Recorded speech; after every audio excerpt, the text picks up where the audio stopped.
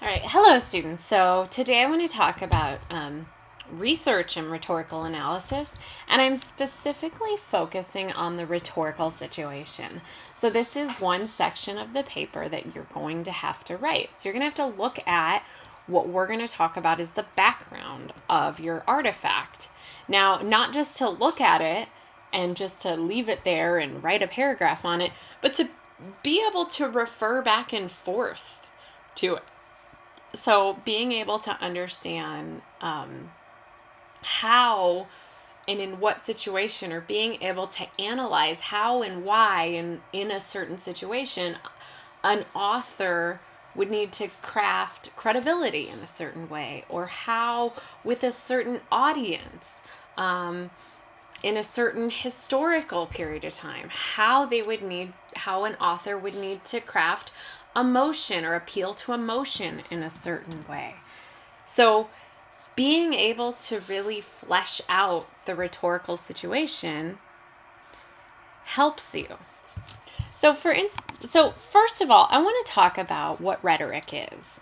Aristotle, a long time ago, has this big quote on rhetoric, and I think there's some really interesting things here to think about for the rhetorical situation. So he says, rhetoric may be defined as the faculty of observing in any given case the available means of persuasion. Okay? Think about that. Observing in any given case the available means of persuasion. So even way back in the day, Aristotle is definitely talking about how rhetors are what we might call authors, but they're people, in his day it was definitely one-to-one speakers, how they would survey a situation and decide how to best persuade an audience, or how to use the situation to maximize persuasion. Now, this doesn't mean manipulating, but it means really kind of capitalizing on the situation. Okay? So, for us, we need to think about what is the rhetorical situation. A real simple definition is the background of any piece of rhetoric. So, like, what can you think about within the background of any piece of rhetoric?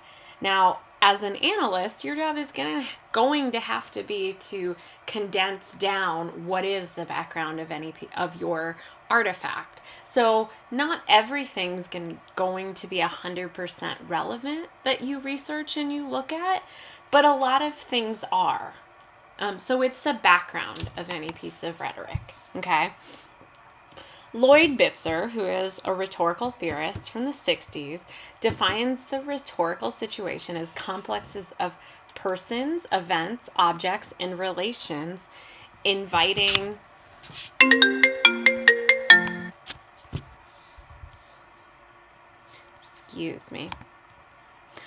inviting discussion, which, if it is fitting to the situation, alters the situation. So the components of the rhetorical situation are the following things. They're the exigents, the audience, and the constraints, okay? These are real, the exigence is a really more complicated way of saying why the author has decided, or why has there been an urgency to speak.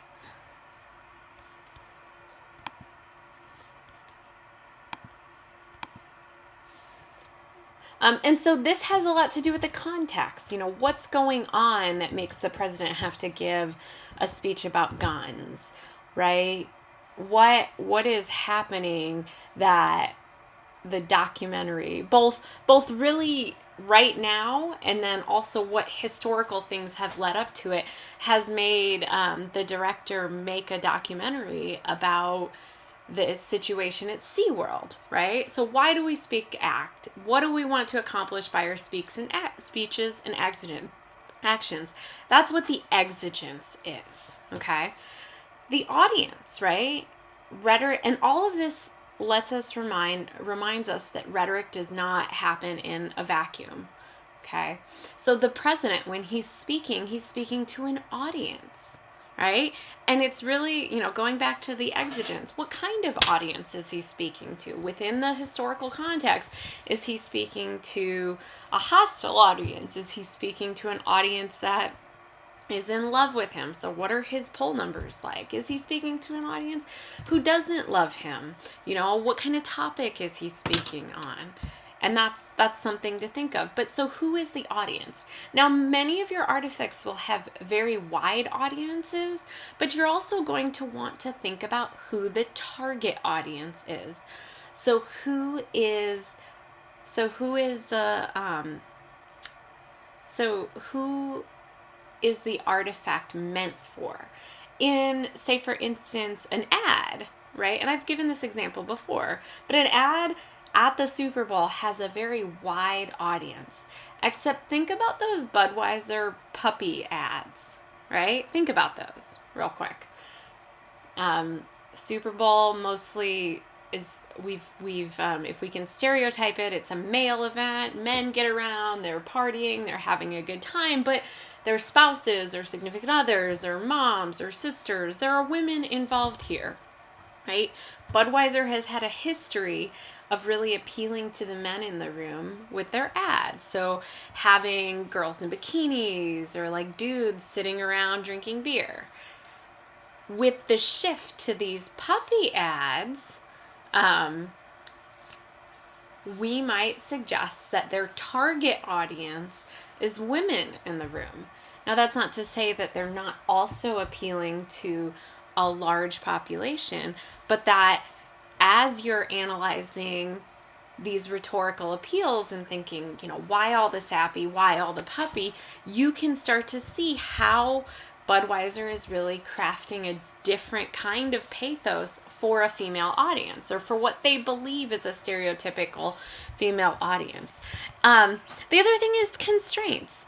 A lot of things has to do with, how the rhetor, or how the genre, so the format that the piece of rhetoric or the artifact takes, how that constrains what is and can be said, right? So the situation, maybe the situation, the president can't speak as candidly as he wants to about something because he's dealing with a hostile audience, right? Maybe the genre, it's an ad, so it's 30 minutes or 30 seconds. Maybe the ad constrains, like if you're looking at the appeals to logos and you're wondering why they're using a lot of logical fallacies. Maybe you decide that it's the constraint of the genre and both trying to deal with such a large audience. So these are the major things to think about as the background or the rhetorical situation. And so this is a good graphic to think about. So the rhetorical situation, you may have seen the rhetorical triangle, right? So there's a subject, there's a writer, there's a text, there's a reader, and there's a larger context. So if you need to think about that visually, then this is the rhetorical situation. Now, we do research in rhetorical analysis because no commercial, image, documentary, film, etc. is free from context, audience, influence, artistic style, or cultural context, okay? And just assuming that you know exactly what goes into the context or the rhetorical situation doesn't really help you bring out stuff that you wouldn't have thought about. So doing research and thinking through these different things helps you better present the rhetoric here. Excuse me. So, and what I have here, and we're not going to do this right now, but what I have here is a commercial from the Super Bowl, and it's a player who had a traumatic brain injury, and it's about technology, and it's a Microsoft commercial. And so we start to think about how do we analyze this differently once we know more about that rhetorical situation. So once we stop thinking that ethos, pathos, and logos happen in a vacuum, how do we analyze the rhetoric different? And that's definitely something to think about.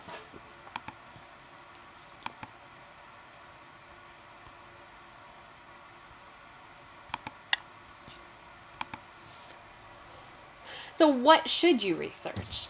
This list here isn't exhaustive, but there are a lot of things to think about. So the date of the text, right? What's happening around the date? Like, when was it composed? The author and the supporters of the text. Maybe it's not just one single author, like you're writing a documentary or you're looking at a documentary and it's the author and the supporters. We want to ask why the text was authored. So what's the exigence? What are the personal, political, social, cultural reasons? Is there a direct response? Is there not? Also, what are the historical, political, and cultural contexts of the text? So you're supposed to do your homework here. What's the history, right? The other thing you might think about if you were doing an ad, okay, so a lot of people say, well, there's no cultural context of my ad.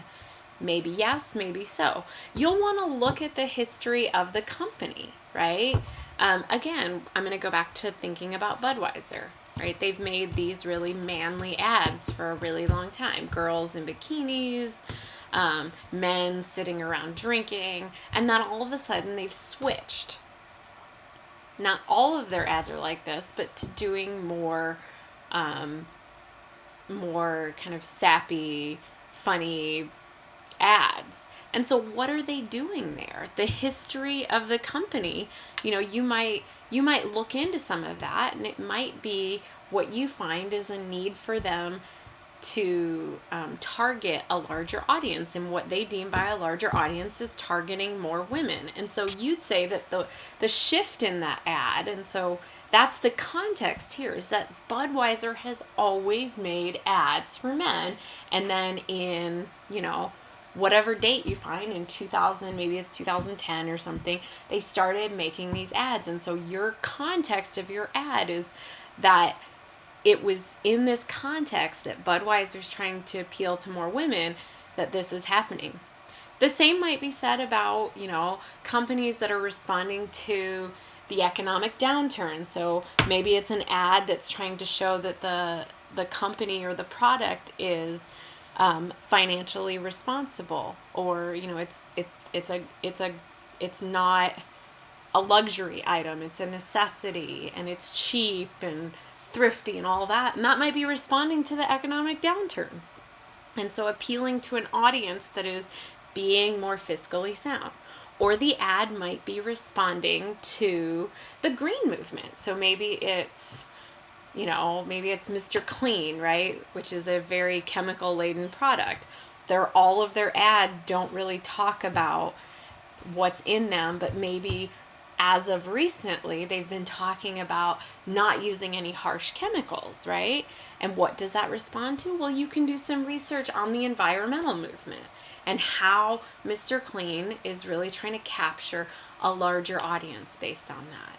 Okay, so whether you're doing a speech that you can definitely research the historical context of,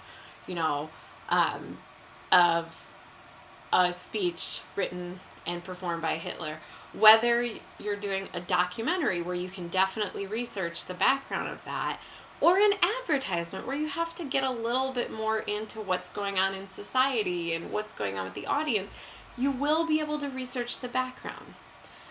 The other thing you're going to want to look at is the text's intended audience, okay? And we've talked about that. The goal of the text. So what's the goal? What's the exigence here? What's the end game here? What is the format and the composition of the text? What about the references the text makes? Now, these are all a list. You could decide that, say for instance, some of these things, like the format isn't a big deal to the rhetorical situation. But whatever the case is, your job is to do good research on this. And I'm not asking you to provide super scholarly sources here, but to definitely vet them so they're not just like somebody's blog from 1996, but to definitely vet them and decide if they're credible enough. And do research and write a section in your paper that establishes the rhetorical situation, right? Before you go into discussing what ethos, pathos, logos, the different appeals to those are in your paper. Okay.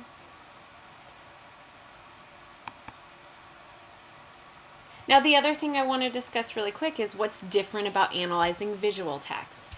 So, advertisements are visual, documentaries are visual, right?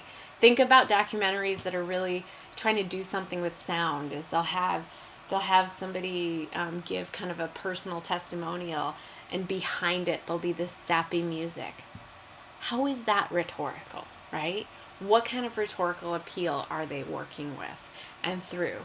Or, speeches, right? How does the rhetor, how are they using their voice? So the tones in their voice, how are they using their hand gestures, their eye contact? Maybe the person giving the speech starts crying. How do they use that to get at stuff? And do things visually, right? So that's something you might think about. Sound, design, the narrative in the speech, the organization of kind of the visuals here. So keep in mind all of these things. So all of these things contribute to the rhetorical situation, and it is your job to establish this in the paper. Okay, do some research, do some reading, not just looking at the text in a vacuum. All right?